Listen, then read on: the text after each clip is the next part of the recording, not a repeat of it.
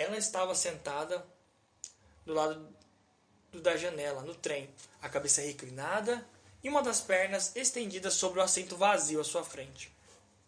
Toda a janela tremia em seus encaixes com a trepidação. A vidraça estava fechada para o vazio da escuridão e pontos de luz atravessavam o vidro de quando em vez, deixando rastros luminosos. Sua perna, moldada pela meia de seda apertada, era longa e reta, terminando no arco do pé, calçado num fino sapato de salto, e mostrava uma elegância feminina em nada condizente com a cabine poeirenta e também estranhamente em desacordo com a imagem geral dela. Ela usava um casaco de pele de camelo já bem surrado, que tinha custado caro e parecia estar jogado com descuido sobre seu corpo, magro e nervoso. Mantinha levantada a gola, que quase tocava a aba inferior do chapéu. Uma onda de cabelos castanhos se estendia por trás até os ombros. O rosto era anguloso, fino o traço da sua boca, uma boca sensual, fechada com precisão inflexível. Estava com as mãos nos bolsos do casaco, rígida, como se a imobilidade lhe fosse desagradável. Seu ar era pouco feminino, como se não tivesse consciência do próprio corpo e de que este era um corpo de mulher. Ouvia a música. Era uma sinfonia triunfal. As notas flutuavam, falavam de elevação espiritual e eram a própria elevação espiritual. Eram a essência e a forma do movimento ascensional. Pareciam simbolizar todo o ato e pensamento humanos associados com o princípio da ascensão. Era uma explosão sonora, emergindo de um esconderijo e se espalhando por toda parte. Tinha a força da liberdade e a tensão da firmeza. Varria todo o espaço e nada deixava atrás de si, senão a alegria do esforço que não encontra barreiras.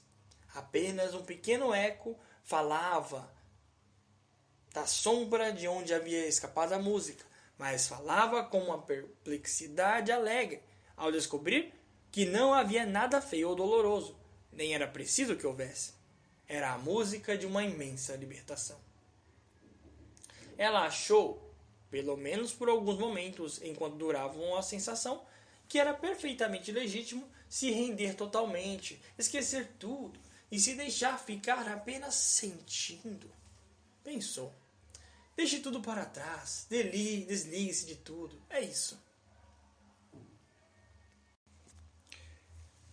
Em alguma parte da sua mente, por baixo da música, ouviu o som das rodas nos trilhos. Elas mantinham um ritmo regular, com acento em cada quarta batida, como se tivessem uma consciência. Podia relaxar, já que ouvia as rodas. E, enquanto ouvia a sinfonia, pensava: eis a razão para que as rodas continuem girando. É para onde elas estão indo. Jamais ouvira a sinfonia, mas sabia que fora composta por Richard Hawley. Reconhecia a violência e a magnífica intensidade dos sentimentos. Reconhecia o estilo e o tema. Era uma melodia, ao mesmo tempo clara e complexa, composta numa época em que ninguém mais cuidava de melodias. Ficou olhando para o teto da cabine sem vê-lo, até esquecer onde estava. Não sabia se ouvia uma orquestra sinfônica ou apenas um tema da música. Talvez a orquestração estivesse em sua cabeça. Pensou vagamente que não houvera ecos premonitórios desse tema em todo o trabalho de Richard Hawley, durante todos os anos de sua longa luta, até o dia em que, já homem de meia idade, ele vira a fama chegar subitamente e o derrubar. Eis aí, pensava ela ouvindo a sinfonia, a finalidade de toda a luta que ele desenvolvera. Lembrou-se de trechos musicais em que ele tentava, sem sucesso, atingir tal ponto. Trechos que prometiam, tentavam, mas não chegavam ao ponto desejado.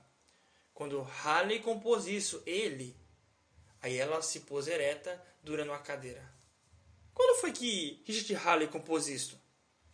No mesmo instante, situou-se no tempo e no espaço e, pela primeira vez, se perguntou de onde vinha a música. A alguns passos dali, no fim do vagão, um guarda-freio ajustava os controles do condicionador de ar. era louro e jovem. Estava assoviando o tema da sinfonia. Só ao vê-lo é que ela percebeu que o assovio já durava algum tempo e que era tudo o que tinha ouvido. Olhou-o incrédula por um instante, antes de levantar a voz para lhe perguntar. Por favor, o que é que você está assoviando? O rapazinho se voltou para ela. Seu olhar era direto, e ela viu um sorriso aberto e franco, como se o jovem estivesse trocando segredos com uma amiga. Ela gostou do rosto dele. Tinha linhas retas e firmes, sem aquela aparência de músculos frouxos que fugiam da responsabilidade de ter forma, que ela sempre esperava encontrar no rosto das pessoas. É o concerto de Halle, respondeu ele sorrindo. Qual deles? O quinto. Ela deixou passar um momento até dizer lenta e cuidadosamente. Richard Halle só escreveu 4 concertos. O sorriso no rosto dele desapareceu. Era como se ele, de súbito, fosse arremessado para a realidade, tal como acontecera a ela momentos antes. Como se uma cortina baixasse, deixando nele apenas uma face sem expressão, impessoal, indiferente e vazia. Ah, é mesmo, disse ele. Foi um engano. Então o que era? Uma música que eu ouvi por aí. O que exatamente? Não sei. Onde você a ouviu? Não me lembro. Ela fez uma pausa, desalentada. Ele ia se afastando, já sem maior interesse. Parece mesmo um tema de Halle, disse ela. Mas eu conheço cada nota de tudo que ele compôs e ele nunca compôs essa música aí. O rosto permanecia sem expressão. Havia apenas um sinal fraco de atenção à medida que ele se voltava para ela perguntando. A senhora gosta da música de Richard Halle? Gosto, respondeu ela. Gosto muito. O rapaz a encarou hesitante por uns momentos, depois se voltou e continuou seu trabalho. Dagny o observou. Ele era eficiente e trabalhava em silêncio. Ela estava sem dormir havia 2 noites, pois não se podia permitir fazê-lo. Tinha muitos problemas em que pensar e pouquíssimo tempo. O trem devia chegar a Nova York bem cedo na manhã seguinte.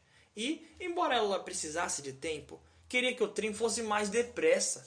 E aquele era o Cometa Target, o trem mais rápido do país. Tentou pensar, mas a música permanecia em sua mente e ela continuava ouvindo os acordes orquestrais que lhe chegavam como passadas implacáveis de algo que não podia ser interrompido. Balançou a cabeça com raiva para fazer cair o chapéu e acendeu um cigarro. Não dormiria, pensou. Podia aguentar até a noite do dia seguinte. O ritmo das rodas aumentou. Ela estava tão acostumada com aquele ruído que não o ouvia conscientemente. Mesmo assim, o som criava dentro dela uma sensação de paz. Quando apagou o cigarro, sentiu imediatamente que precisava de outro, mas achou que devia dar um tempo. Só uns poucos minutos antes de acendê-lo. Ela tinha caído no sono e agora despertava com um solavanco. E sabia que havia alguma coisa errada, embora não soubesse o que. Era que o trem tinha parado. O vagão estava em silêncio e na penumbra a luz azul das lâmpadas. Dei uma olhada no relógio. Não havia razão para aquela parada. Olhou pela janela. O trem estava imóvel, no meio de um descampado. Ouviu que alguém se mexia do outro lado da cabine e perguntou: há quanto tempo estamos parados? Mais ou menos 1 hora, respondeu a voz de um homem, indiferente. Ele olhou para ela, espantado, pois ela se levantara e correra para a porta. Havia lá fora um vento frio e uma extensão vazia de terra debaixo de um céu vazio. Ela ouviu um ruído de plantas que se agitavam na escuridão.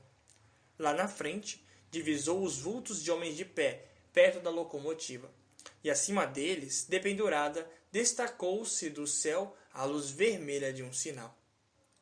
Caminhou rapidamente na direção deles, vendo desfilarem por ela as rodas imóveis do trem. Ninguém se dignou a olhar para ela quando chegou junto deles.